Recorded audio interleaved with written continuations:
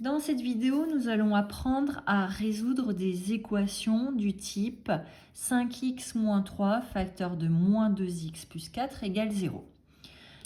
On aurait tendance pour commencer à vouloir développer. Donc si on développe, c'est une double distributivité. Ça me donne 5x fois moins 2x, ce qui me donne moins 10x au carré, plus 5x fois 4, ce qui me donne plus 20x, plus moins 3 fois moins 2x, ce qui me donne plus 6x, plus moins 3 fois 4, ce qui me donne moins 12. Et tout ça, on veut que ce soit égal à 0. Autrement dit, je me retrouve avec l'équation moins 10x au carré plus 26x moins 12 égale 0. Or, nous, en seconde, on ne sait résoudre des équations que du type ax plus b égale 0 ou ax plus b égale cx plus d pour l'instant.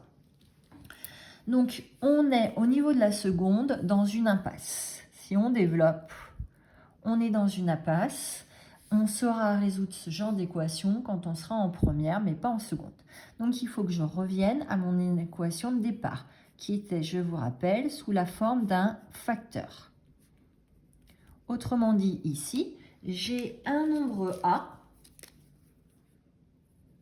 qui multiplie un nombre B. Et je veux que ce produit soit égal à 0. Or, pour qu'un produit soit nul, il faut qu'à un moment donné, on ait eu soit 0 fois quelque chose fois 0. Sinon, si A et B sont différents de 0, l'un et l'autre sont différents de 0, le produit ne peut absolument pas être égal à 0.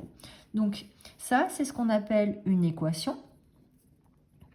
Produit, parce que c'est une multiplication qui a été faite.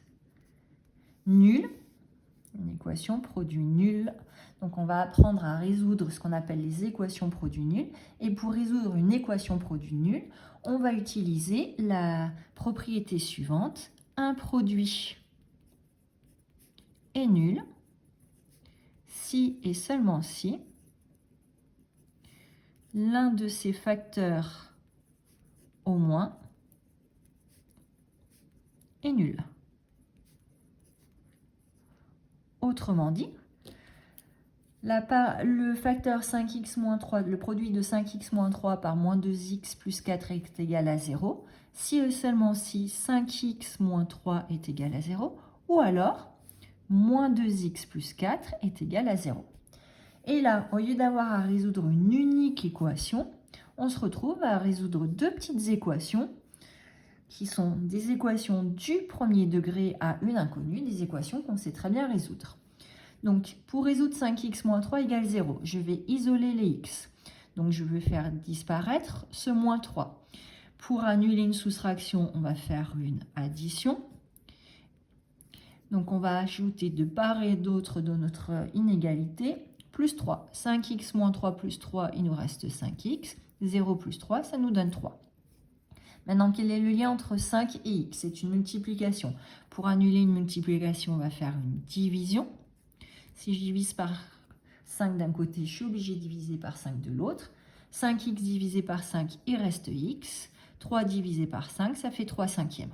Soit je conserve la notation en l'écriture fractionnaire, j'écris 3 cinquièmes, soit j'écris 0,6. Donc, la première solution de mon équation est donc 0,6. Deuxième possibilité, c'est le facteur moins 2x plus 4 qui s'annule. Donc, on veut isoler les x, donc on va faire supprimer ce 4. Ce 4 a été additionné, donc on va soustraire de part et d'autre le nombre moins 4. Il va donc me rester moins 2x égale moins 4. Là, je rédige sans faire les flèches. Si j'en ai besoin, je les fais. Si j'en ai pas besoin, je rédige ainsi.